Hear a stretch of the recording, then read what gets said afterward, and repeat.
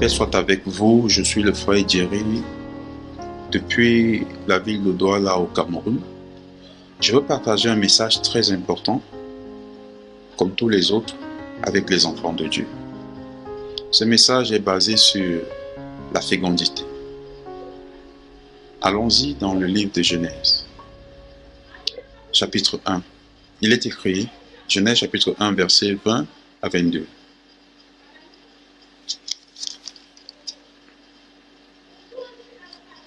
Dieu dit que les eaux produisent en abondance des animaux vivants et que des oiseaux volent sur la terre vers l'étendue du ciel. Dieu créa les grands poissons et tous les animaux vivants qui se meuvent et que les eaux produisirent en abondance selon leur espèce. Il créa aussi tout oiseau ailé selon son espèce. Dieu vit que cela était bon. Dieu les bénit en disant « Soyez féconds, multipliez et remplissez les eaux des mers et que les oiseaux multiplient sur la terre. » Alléluia. Voici ce que Dieu a dit aux animaux, aux oiseaux. Il leur a donné d'être...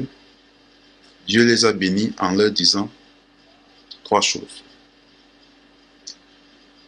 Soyez féconds, multipliez et remplissez les eaux des mers et que les oiseaux multiplient sur la terre. Trois choses dans une bénédiction.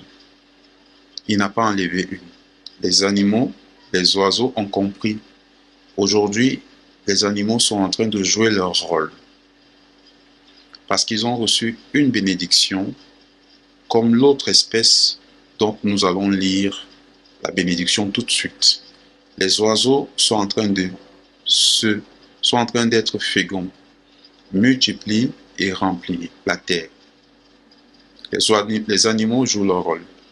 Le poulet joue son rôle, le coq, pareil, le bœuf joue son rôle, le canard joue son rôle, le poisson joue son rôle, et nous bénéficions du fruit de leur fécondité. Allons voir aussi, est-ce que l'autre espèce joue son rôle? Genèse chapitre 1, le verset 26 à 28, il est écrit, Dieu dit, puis Dieu dit, faisons l'homme à notre image, selon notre ressemblance, et qu'il domine sur les poissons de la mer, sur les oiseaux du ciel, sur le bétail, sur toute la terre, et sur tous les reptiles qui rampent sur la terre. Dieu créa l'homme à son image, il le créa à l'image de Dieu, il créa l'homme et la femme. Dieu les bénit, Dieu leur dit, soyez féconds, multipliez, remplissez la terre et l'assujettissez et dominez sur les poissons de la mer, sur les oiseaux du ciel et sur tout animal qui se meut sur la terre. Et Dieu dit, voici, on va s'arrêter jusqu'à 28. Dieu a donné une bénédiction à l'homme regroupée en 5 mots. Soyez féconds, multipliez, remplissez. Je reprends ça, je ne vais pas paraphraser. Soyez féconds, multipliez, remplissez la terre, l'assujettissez et dominez. Soyez féconds, multipliez, remplissez la terre,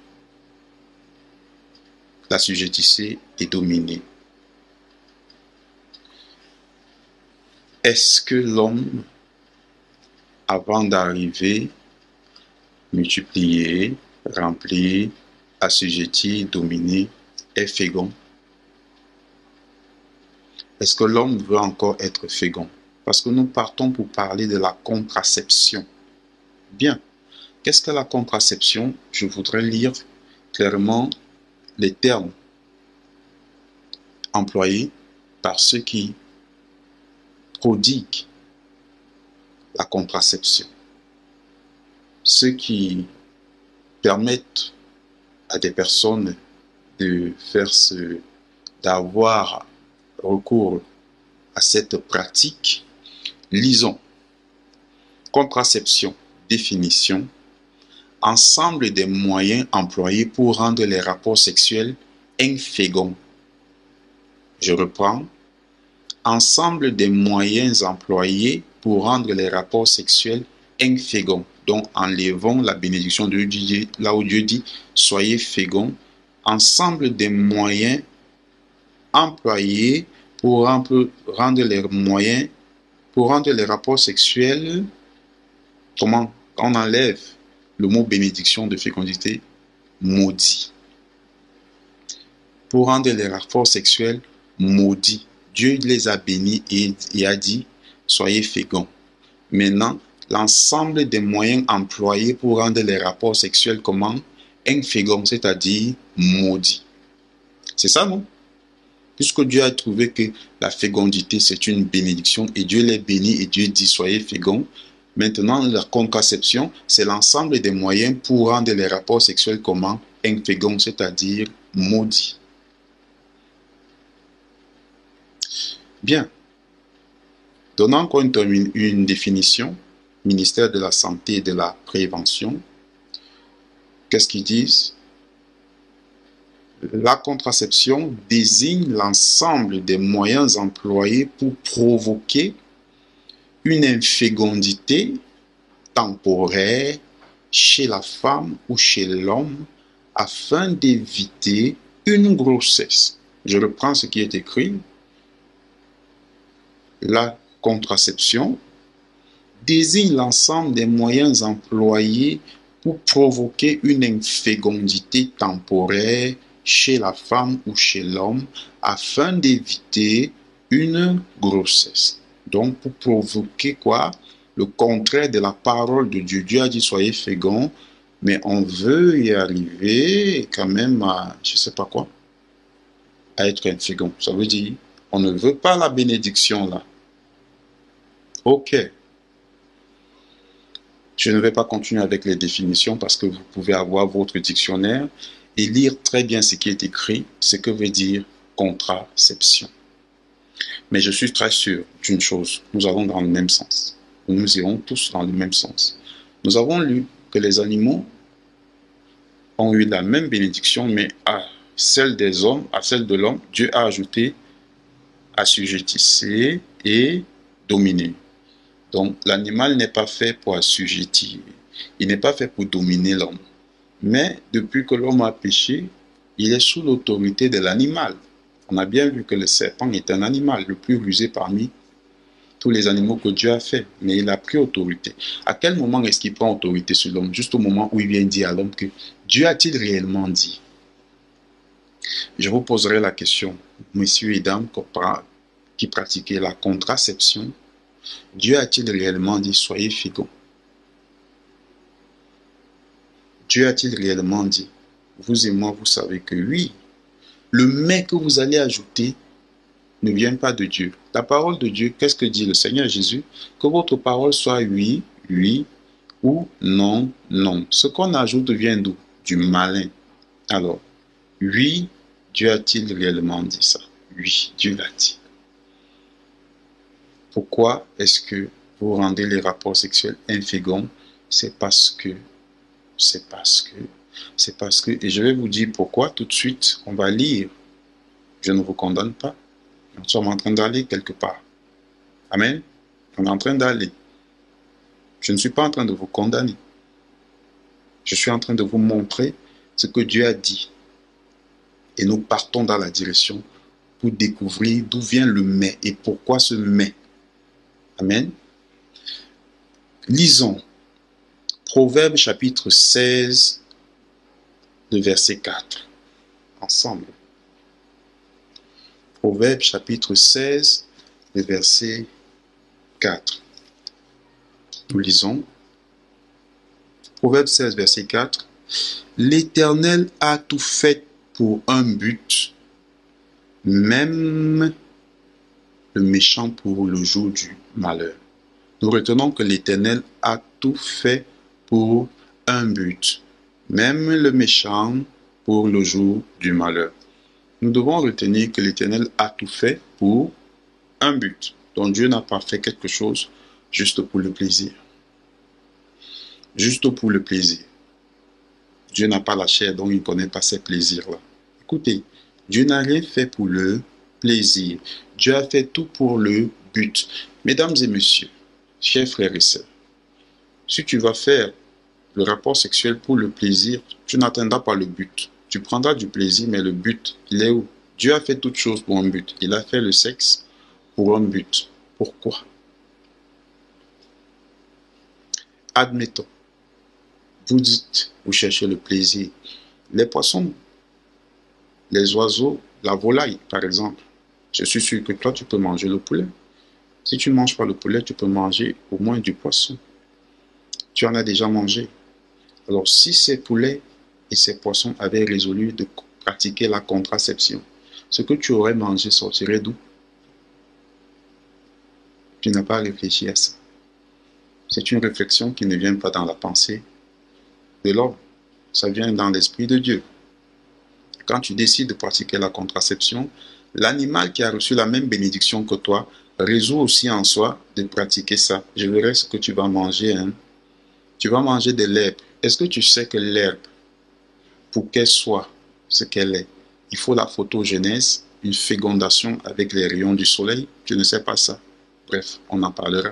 Nous parlons des espèces qui ont été bénies et à qui il a été donné l'ordre d'être féconds. Donc, si ces espèces sont fécondes, c'est pour nous nourrir. Elles ne sont pas fécondes pour être fécondes. Elles sont fécondes parce que nous nous nourrissons du fruit de leur fécondité. Et Dieu, vous allez comprendre pourquoi Dieu veut que l'homme soit fécond. Vous allez comprendre. Parce que Dieu a tout fait pour un but. Il n'a rien fait pour le plaisir. Allons-y. 1 Corinthiens, chapitre 6, le verset 13, on va aller jusqu'à 20. 1 Corinthiens, chapitre 6, le verset 13 jusqu'à 20. Il est écrit, les aliments sont pour le ventre, et le ventre pour les aliments. Dieu détruira l'un comme l'autre, mais le corps n'est pas pour l'impudicité. Il est pour le Seigneur. Le corps est pour le Seigneur. Et Dieu qui a ressuscité le Seigneur nous ressuscitera aussi par sa puissance. Ne savez-vous pas que vos corps sont des membres de Christ? Prendrai-je donc les membres de Christ pour en faire les membres d'une prostituée? Loin de là.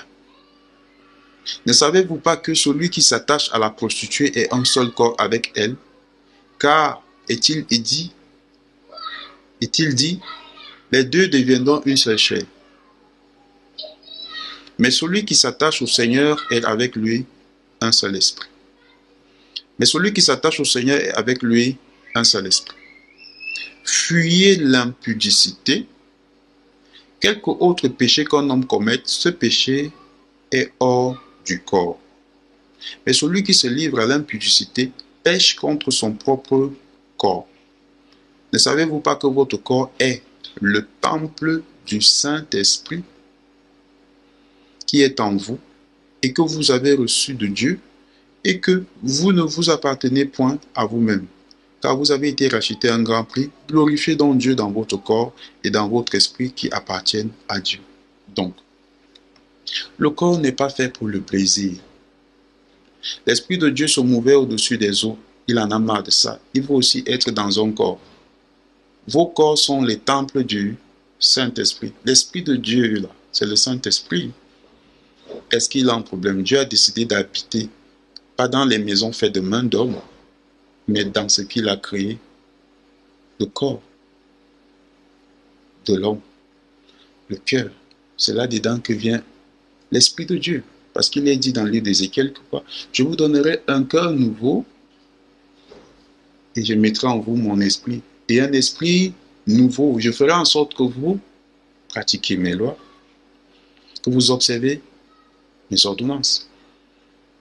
Donc le corps n'est pas pour le plaisir. Le corps n'est pas pour l'impudicité. Je suis dans la parole de Dieu. Nous avons dit chacun joue son rôle. Les aliments sont pour le ventre est pour les aliments.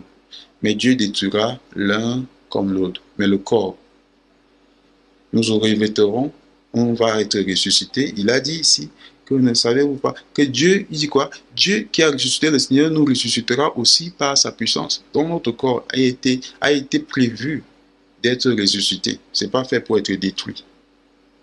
Le corps céleste, nous le revêtirons. Donc le corps n'est pas pour l'impudicité. Le corps est pour le Seigneur. Tout corps dans lequel le Seigneur habite doit le ressusciter lui-même par sa puissance pour revêtir le corps céleste et monter. J'espère qu'on se comprend. C'est l'Écriture qui le dit. 1 Corinthiens chapitre 6, le verset 14. Et Dieu qui a ressuscité le Seigneur nous ressuscitera aussi par sa puissance. Donc, Dieu a tout fait pour un but. Le corps pour le Seigneur et non pour l'impudicité. Toi, tu veux le plaisir. C'est pourquoi tu vas mettre un frein à la parole de Dieu. Je vais quand même te montrer comment quelqu'un a eu ton inspiration. Tu n'es pas le premier, tu n'es pas le dernier, mais j'espère que toi, tu vas être le dernier. Tu vas t'arrêter, ça va être ta dernière fois. Et on va trouver ce que prévoit la parole de Dieu, l'Esprit de Dieu par rapport à toi, à ta situation. Parce que le mais que tu as ajouté, je vais te dire pourquoi il est là. Mais allons voir quand même qui a fait ce que les gens essaient de faire, d'avoir des rapports sexuels inféconds. Qui a fait ça? Genèse chapitre combien? On va lire Genèse chapitre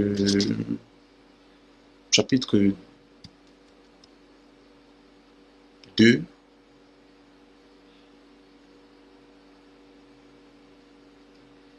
Nous allons y revenir.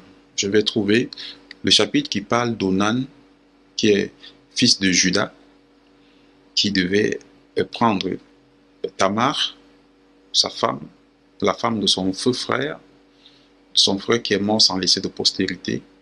Je vous raconte l'histoire avant d'aller dans Genèse. Onan, il avait l'habitude de coucher avec Tamar. L'objectif d'Onan, lorsqu'il couchait avec Tamar, n'était pas d'avoir des enfants, n'était pas d'avoir une postérité, c'était de prendre du plaisir. Alors, qu'est-ce qu'il faisait? Il se souillait par terre. Chaque fois qu'il allait vers Tamar, il se souillait par terre. Il savait déjà exactement qu'en ce moment-ci, sa semence à lui devait déjà sortir. Ce que généralement les gens appellent du sperme. Les médecins l'appellent ainsi. On appelle ça dans le langage spirituel la semence et même le langage physique parce que c'est avec ça qu'on se reproduit parce que la semence de l'homme trouve ce qui est en la femme, c'est quoi? On appelle ça les ovaires qui sont attendus pour la période de conception. Et quand ça trouve cela, il y a fécondation et ça crée maintenant ce qu'on appelle la grossesse. Le fœtus se forme dans l'utérus de la femme. Je n'étais pas à l'école de sciences, mais je crois que j'ai fait la CIL, non, cours préparatoire spécial. Et c'est ça qui permet que nous puissions aller vers l'enfantement, la grossesse et ensuite l'enfantement. Donc Genèse chapitre, voilà. Genèse chapitre 38, il est écrit à partir du verset 6. Juda prit pour son premier-né, une femme nommée Tamar. Premier-né de Juda, était méchant aux yeux de l'Éternel. Et l'Éternel le fit mourir. Alors Juda dit à Onan, va vers la femme de ton frère, prends-la comme beau-frère et suscite une postérité à ton frère. Onan, sachant que cette postérité ne serait pas à lui, se souillait à terre lorsqu'il allait vers la femme de son frère, afin de ne pas donner de postérité à son frère. Ce qu'il faisait déplut à l'Éternel, qui le fit aussi mourir. Amen. Il nous est dit donc que ce qu'il faisait, Onan, a déplu à l'Éternel. Pas ce qu'il pensait. Non, ce n'était pas sa pensée. Mais l'acte qu'il posait a déplu à l'Éternel. Donc, il faisait comment? Il se souillait par terre. Se souiller, ça veut dire mettre sa semence au sol. Et c'était de la souillure. Et Dieu a donc dit, le châtiment pour ce crime, c'est la mort, puisque ça ressemble à un crime. La semence est vivante, elle doit être fécondée. Il faut que si on rentre dans l'Ancienne Alliance, on vous montrerait ce qui se passait. Lorsque la femme n'avait pas accouché, je veux dire, lorsqu'elle n'avait pas conçu, elle entrait directement dans une période qu'on appelle impureté menstruelle. Donc, elle n'était plus pure. On l'a déclarée impure et ne pouvait pas s'asseoir là où les hommes s'asseyent parce que les ovaires que Dieu lui a mis dans le ventre pour concevoir ont été inutiles. Et ça ressort sous forme d'un flux sanguin. Et toute personne qui avait un flux ont montré que c'est la vie qui sort. Un flux de sang montrait que la vie est sortie. Parce que le sang ne devait pas couler. Dieu n'a pas créé l'homme pour que le sang de l'homme coule. Donc, quand le sang coulait, on posait des questions, qu'est-ce qui s'est passé? Alors, comme la femme n'avait pas conçu, elle entrait automatiquement dans une période qu'on appelait l'impureté menstruelle. Regardez, lorsque la femme va accoucher d'une fille, quand vous allez lire Lévitique, elle était comment?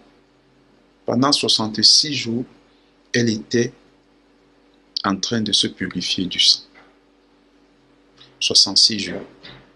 Et lorsqu'il fallait maintenant aller la purifier, elle donnait un sacrifice d'expiation. Le sacrifice d'expiation, c'est que tu as fait quelque chose. On expie un péché. Ce n'est pas un sacrifice d'action de grâce qu'elle donnait seulement. Il y avait le veau d'un an et les 2 tourterelles. Et quand elle donnait ça, on disait que c'était le sacrifice d'expiation. Allez lire, c'est écrit. Sacrifice d'expiation. Pourquoi expiation? Parce que son sang a coulé, elle a été inutile. Tout elle vient d'accoucher. Moi, c'est pas moi qui le dis. C'est Dieu, il sait ce qu'il veut dire. Ça veut dire en fait que dans la loi de Dieu, il était proscrit d'être un fécond en Israël. Je crois que le salut nous vient des Juifs, pas du judaïsme. Notre salut ne vient pas du judaïsme. Le salut vient des Juifs, ça veut dire qu'il s'est manifesté là-bas. Le salut, on l'a porté. On dit aujourd'hui, dit Simeon, j'ai vu le salut de Dieu. J'ai vu le salut. De mes yeux, je l'ai vu. C'est Jésus. Et c'est là-bas que ça s'est manifesté. Ce n'était pas en Égypte que ça s'est manifesté. Ce n'était pas en Afrique. Ce n'était pas dans un autre pays. C'était au pays des Juifs. C'est là-bas que le salut s'est manifesté. Jésus-Christ de Nazareth, qui est le Dieu d'Israël, il dit que celui que vous cherchez, moi voici. Il est venu là-bas. Et quand il est venu, ils ne l'ont pas reconnu. Ils ont préféré le percer parce qu'il a dit des choses qui les ont scandalisés. Comment toi tu es né d'une femme, tu peux dire que tu es fils de Dieu. Il ne faut pas exagérer. Comment toi qui es un homme, tu sais très bien que l'exclusivité de